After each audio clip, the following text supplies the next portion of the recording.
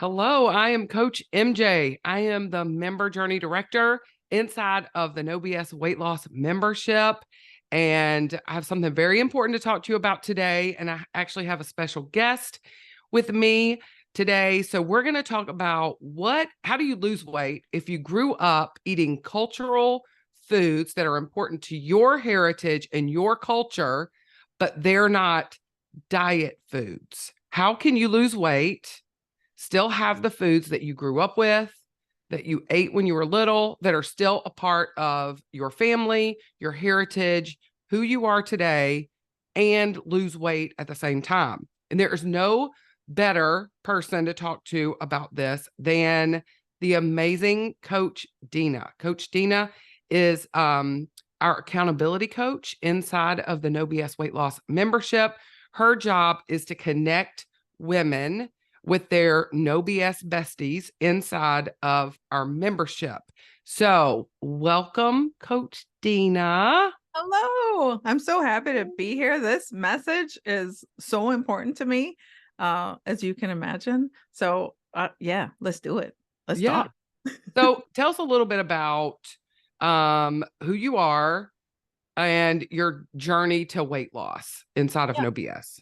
Well, a friend of mine told me about this podcast. And when I heard Corinne's message that you can eat the foods that you love and lose weight, I actually did not believe her. I was like, I don't think she understands someone like me because both of my parents are from Mexico. They chose to leave Mexico, like many immigrants, to the US. Lucky me, they chose Hawaii. I remember asking them, why Hawaii? And, why not California, Arizona, like many other Mexican people? And they're like, if you're going to leave and choose a state, why not choose the best one? I'm like, all right. Yeah. So Hawaii has a variety of cultures on the island represented. There's, Mexicans, yay, me, Hawaiian, Japanese, Chinese, Filipino, Korean. That was how I grew up. So the thought of me losing weight with those foods, I did not believe Corinne. I was like, I don't think she knows someone like me, but I did try to do it. And guess what? She was talking about someone like me. Yeah. Yeah. And so had you tried to lose weight in the past, like with traditional, what you would call like traditional, like low carb, keto, all of that sort of stuff? Oh, yeah. Like I tried every diet. And when I looked at those diets, growing up, the typical meal was beans, tortillas, rice. In the diet world, what is that? Carbs, carbs, and a side of carbs, please. Yeah, exactly. And then also, I tried diets where, okay, it's Saturday night in Hawaii. I want to eat at a beautiful sushi restaurant. Let's go. So, if you've ever been to a sushi restaurant in Hawaii, the menu looks like the Cheesecake Factory menu. It is a book, right? you Page after page Yeah. of only sushi. And I remember being on one of those diets. I take out, I pick my sushi, one of the many on the pages. I take out my little points book and they have one entry on there and it says sushi equals 8 points. And I'm like, what? How does that make sense? Like, is that true? And how can that be true? Like, so no, other diets that I tried, I either had to eat what they told me to eat or deny what I grew up with, what I enjoy, what I understand my food life to be. Like I had to choose like their diets or don't lose weight. Yeah. Yeah. And then it sets you up for when you are presented with those cultural foods, like when you do go home to visit and you're getting the rice and the beans, even if you're like away from your family, when you go back, you're like, well, I can't do this while I'm with them. So you probably have been restricting yourself for so long, not allowing the foods that you love, that when you go home, you have to just be totally off the wagon, Yes. eat everything because you really don't know when you're going to get it again. Right. And they And don't, then come back 10 pounds heavier after right. visiting your family. Right. And they don't say it out loud that this is bad. Your food is bad. But they say it in this subtle way. the food that you understand is not in their plan. They say it very subtly. They may not say like, Mm. "Oh, Mexican food is bad," but or, sushi is bad or whatever. They just don't understand it. And so by eliminating it, then you're like, it must be bad because then I can't lose weight. You start equating that message, and that is not the message that you want. I mean, I remember asking my diet leader, like, okay, if I'm going to eat my mom's chile rellenos, how do I do that? Like, how many points is that? Because it's not in the book. At least they had sushi on the book, right? But they did not have, chile rellenos on the book. And so her solution was, well, take every ingredient and then do high math, actually, like take Oh, every yeah. ingredient and then do the servings and okay, well, what if I'm not standing next to my mother who does not have a recipe when she's making food? I don't know how much. She doesn't even know how much she put. She's like, oh, there's some of this, there's some of Yeah. that. How do I do that? So notice that subtle message of, yeah, you can't figure it out, just do it our way, just eat our food, because yours is too complicated and the world is too big, MJ. Like, the world is too big for Yeah. that kind of nonsense. Like, I'm only going to eat by this book or this plan or this what they tell me to eat. That's pretty impossible for everyone to do it that way.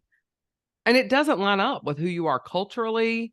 It doesn't line up with the way that you were brought up, Yeah.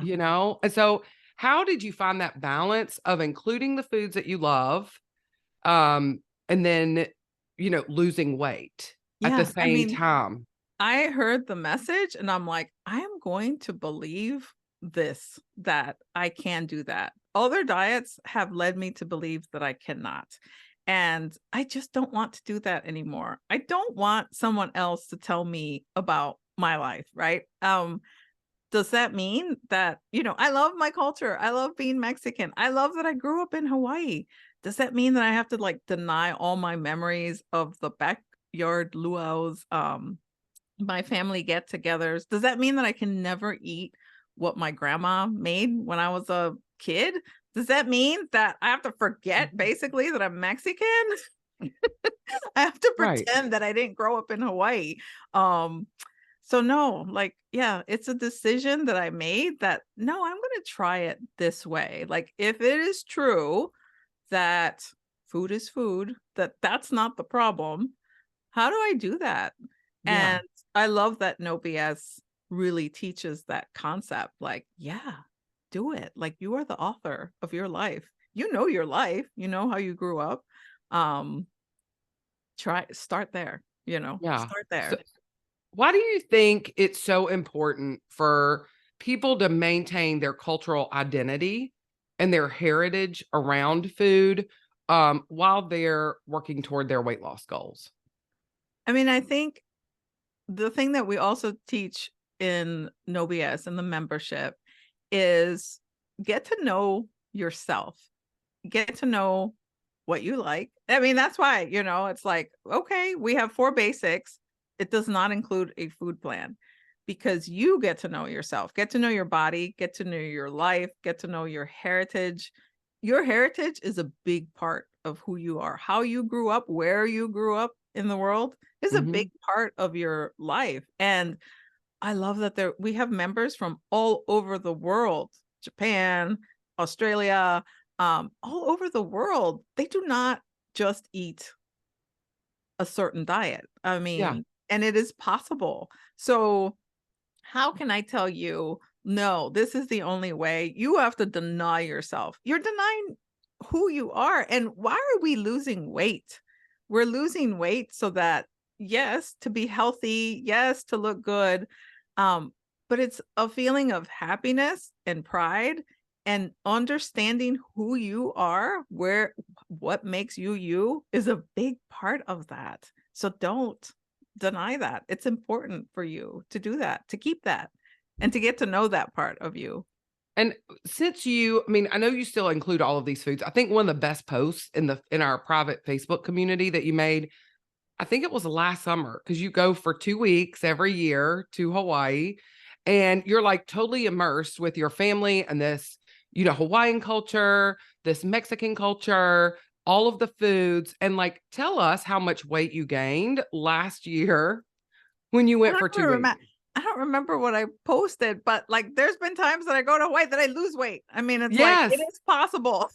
And you still are including all of those foods. I think last time, like you were gone for 2 weeks, you were eating all of the things that you enjoyed. And, Oh my island if food. you ever are inside of the No BS Weight Loss membership and in our private Facebook community, it is literally like a foodie experience to Oh follow yeah. Dina Yeah. because she's taking pictures of all the food and like, this is what we made today. But I think really what I want you to talk about a little bit is it is the food. Yes, it is those shared experiences and the memories that are brought up with it. But when you took the focus so much about like, I got to eat it all, I got to eat it all because I don't know when I'm going to get it again and all that other kind of stuff. Did you discover that like there is joy, more joy in other areas when you're with your family and enjoying those foods than maybe you had even known before when you were like, I need to eat all of it right now because I don't know when I'm going to get it again? Yeah. I mean, I love that that's what we work on in the membership. It's more about what am I making a problem and what is the problem that I'm making? Why is overeating always my solution? Like that is what I learned in No BS. Like I just kept thinking, wow, I would go to family dinner and I would think, oh wow, my mom worked so hard on this dish. I want to show her my love. Solution, I'm going to overeat. Like Yeah. everyone else is here. It is a celebration. Oh my gosh, we're eating our traditional Mexican food. How do I make myself a part of that? Solution, overeat, right? Everyone else is eating. I want to be a part of this time. Solution. This is how I do it. And that is the type of work that we do. It's notice how the solution to our perceived problem is always overeat. And that's not, you start discovering like, oh my goodness, I can eat. I can eat the foods that I love. I can be part of the celebration. I can show my love and appreciation to my family members who work so hard on this meal without overeating. Like that is not the only solution. We talk about and we, learn how there's other ways. We just A, don't realize it, and B, we don't practice it because we don't believe that there's another way. Like, what do you Mm-hmm. mean? And when you start testing that and seeing that in your life, you're like, wait a minute, it isn't a problem. Because in my mind, if I don't overeat, my mom's going to be super upset. And she's going to be like, what? And so I tested it, right? I show up and she serves me my meal and I'm eating. Okay, I've had enough. Not everything. There's no seconds involved or whatever, right? I'm not overeating. And my mom says, oh, did you not like it? I'm like, oh no, I loved it. Thank you so much. Do you want more? Oh no, thank you. In my Mm-hmm. head, the next scene is like She's in tears. destruction, chaos, right? Yeah. And the reality is like, hey kids, get off of there, or whatever. Like, no, it didn't happen. Like, oh my gosh. Yeah. So it's so funny how we create, these things. And that is absolutely what we talk about and what we learn and discover and teach. Other solutions we share with each other. Like, what else could be true? What else is the solution other than overeating? And I think in the past, other diets, their solution is just don't eat that. Like, just don't eat that. Take that out of your Mm-hmm. diet. And wow, how can that be? Like, how can you do that to a whole world of people? Like, that's just not a viable solution. And I think too, when you were talking about like your grandmother cooking stuff, like when you were little and all that kind of stuff, it's almost like um whenever you eat those foods, it is the food, but the food, because our brains work so that sounds, tastes, smells bring back memories for us. And Mhm. so it's just being in that environment. You get to enjoy you're enjoying the food without overeating it, without being miserable afterwards. Yeah. Plus, you still get to enjoy the memories and to reminisce and to like have all of those thoughts in your head about your grandmother and about, luau's and whatever that you did when you were little, and you still get to enjoy the food. Yes, absolutely. And I even, this can apply to everyone in the world. My coworker is Corinne's mom, Mammy. The stuff that, we relate a lot. It's funny how much we Mhm. relate. Like she has given me her fried chicken recipe that I enjoy. Um, because that's her background. That's what Yeah. her mom used to make. That's what she eats. We always joke too because whenever I make exotic food, I always Marco Polo. I message Mammy. I'm like, guess what I'm making? I'm making exotic meatloaf. Because to me, that's exotic, right? And she's like, okay. Yeah. Yeah. Because Yeah. that's different for me. But it, yeah, your exotic, your traditional foods, it doesn't have to be Mexican food. It could be fried chicken. It could be a Southern. Yeah. taco, right. It's how you grew up. And notice how there's so much emotion attached to it that most diets would be like fried chicken. Oh my goodness, we can't eat fried chicken. Mammy's lost over 100 pounds, still eating fried chicken. Yeah. So it is for every person, every culture. But I think sometimes even more, uh, other cultures other than the standard American culture, sometimes you can get the feeling like, wow, they're not even in the diet. At least you can find chicken, right? Or whatever. Yeah. But sometimes you don't find, mole, chicken mole. Where's that in the diet Well, book? I mean, like fried chicken, there's some options, right? You can do like shake and bake chicken, or now we have the amazing air fryer. So you can like get it similar, Yeah. but tortillas and rice and beans, there's not like the option, Right. right? Like it just can't even be included. Right. Right. And it's like, oh, let's just not do that. And it's like, okay, well, Yeah. And you just I have to turn that whole side of you off. right. And And that's not a solution. it's not a solution. So I'm, sitting around and I am thinking that everything on my cultural food list that I grew up eating, that I enjoy, that my family still makes, that, I even want to continue to cook to pass it on to my kids so Right. that they appreciate the heritage and the culture and the food of the way that I grew up. But I am so scared to Yeah. start to plan those things, to try to learn to enjoy them without overeating them. What are some tips and tricks that you have for people who are listening today who maybe just kind of where you were whenever you're like, what's going to happen whenever I don't eat my mom's, when I don't eat the second plate at my mom's? Like, what do Right. you say to them? Well, and I even found other people that resonated with like the posts that I would make. I specifically remember one of the members was like, "Thank you so much for this conversation, even opening that up because I've been avoiding my mom's food. She's from Jamaica and like everything the same, rice-based carbs Yeah. are so evil that she's like, I was really afraid, but yeah, that makes sense. So and when I thought that, I was like, hey, thank God for no BS because denying your own mom's cooking because of fear, that's that's pretty Hmm. heartbreaking, when you think of it. So the first thing is just noticing what's happening, right? Noticing that the fear that comes over you and everything. So my best practical tips when I started on this journey was like noticing that and then planning it. Like this is what I usually eat. I'm going to start there. I'm going to Hmm. take uh Corinne, no BS plan.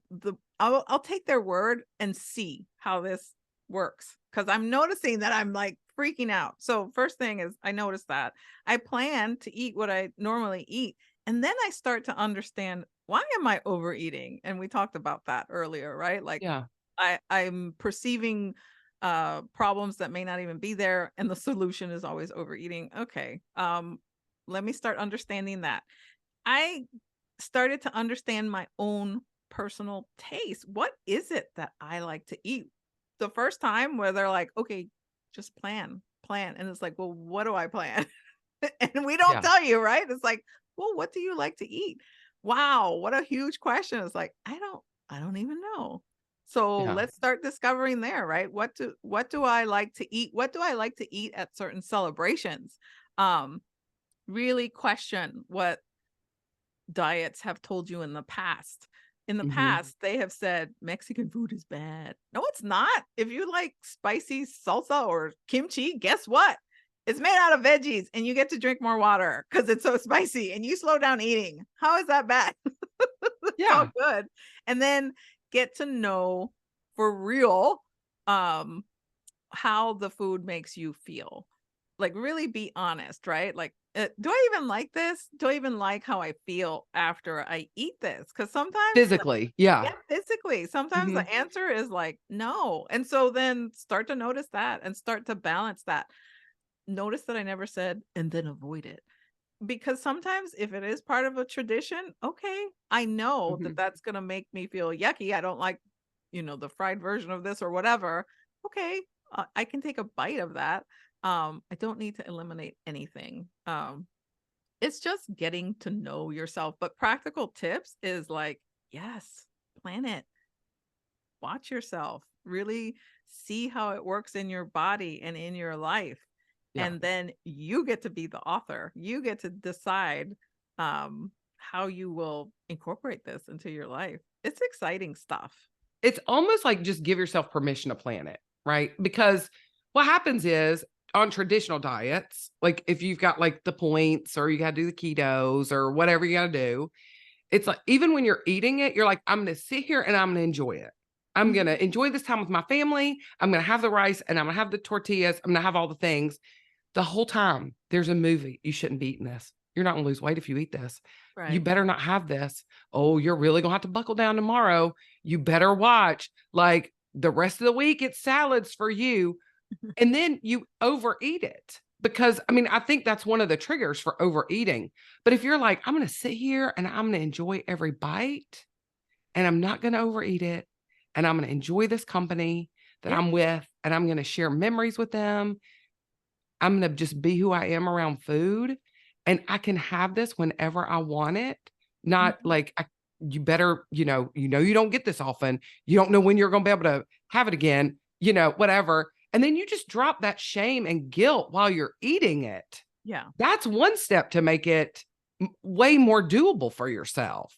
If you're not beating Think of yourself up, like how much can you enjoy your family yeah. if the whole time you're thinking you're wrong or bad or we got to tighten up tomorrow the Right. whole entire time. And think of the logic too. Like if it is truly the food that is so bad, how then let's go with that logic.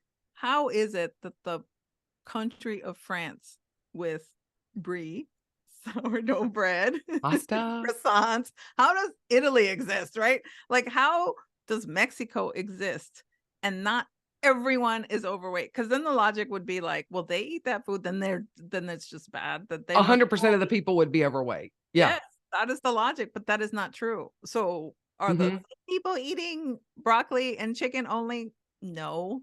No. That's, Such like, a good point. impossible, right? And so it's like, how is that happening? So then you have to start understanding that logic, like, "Oh, Yep. yeah, it's not the food, right? It really is other factors, right? Like what you're thinking, Yeah. how you said, how you're eating. And the four basics are awesome. Like incorporate those too. See how they all work together. It is Yeah. possible. Yeah, it is so Yeah. possible. Yeah. I love that. So I had never really thought of it like you just said it, but it is so very true. Yeah. Like everybody would be in that whole country or that whole, group would be overweight.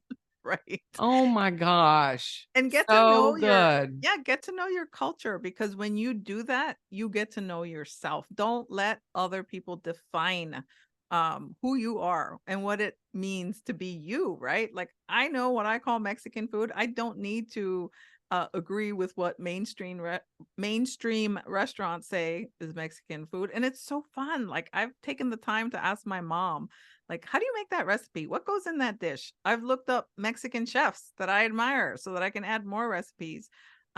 Understanding that you wanting to lose weight is a part of you wanting to be happy. That is understanding who you are. and you don't need to deny your culture. Yeah. And I mean, the goal at No BS is to help every woman lose all of her weight for good and feel as amazing as she deserves.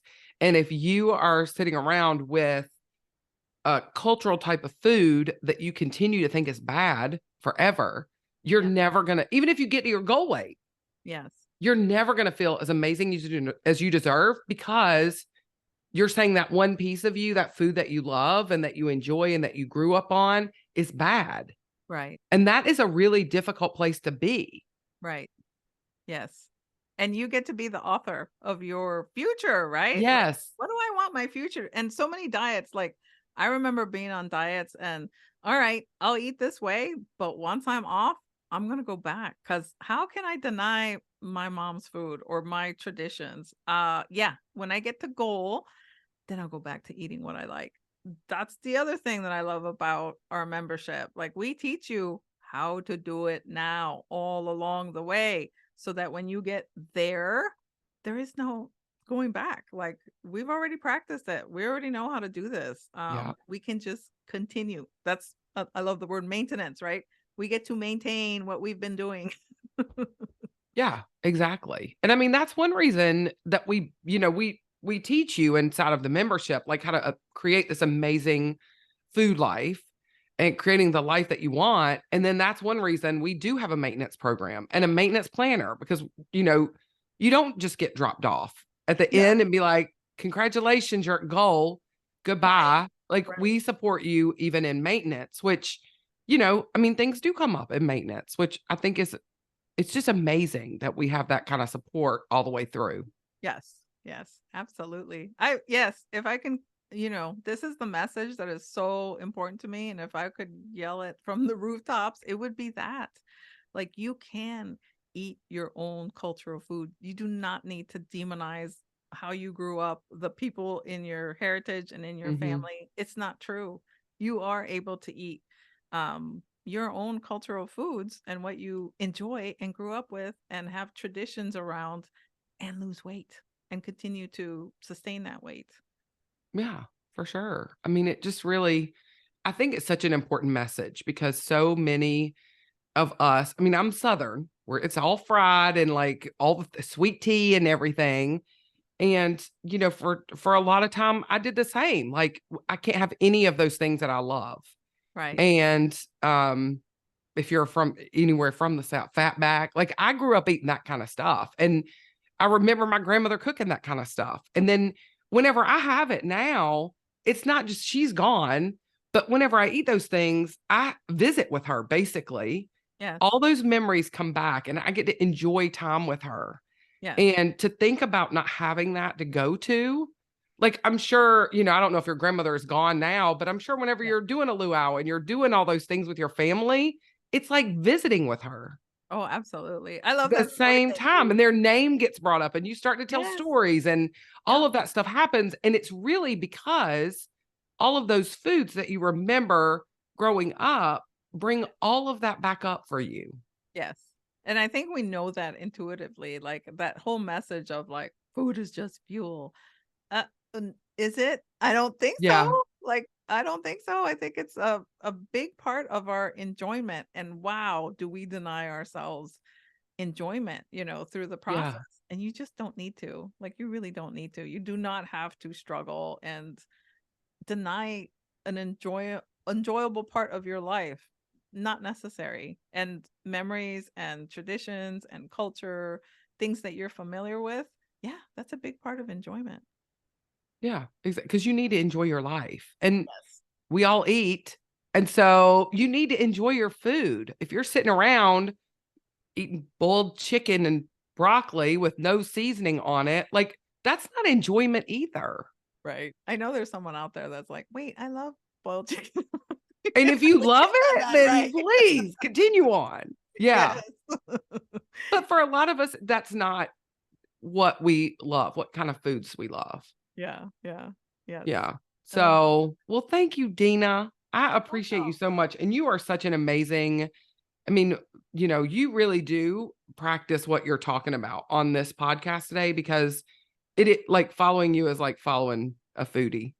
I am a Um, foodie. I Self-proclaimed. know. Yeah. But it's like you get to see all the things that she, is including things that she's like cooking and different things. And she's lost 40 pounds.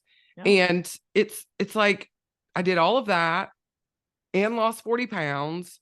And I continue to eat everything that matters to me culturally, that I grew up with, that I love, that I enjoy. That is a part of me. Yeah. And that's a message that Yeah. I love to share. You can too. Yeah, for sure. Well, I appreciate you, Dina. You're welcome. Happy to be here. All right. Thank you.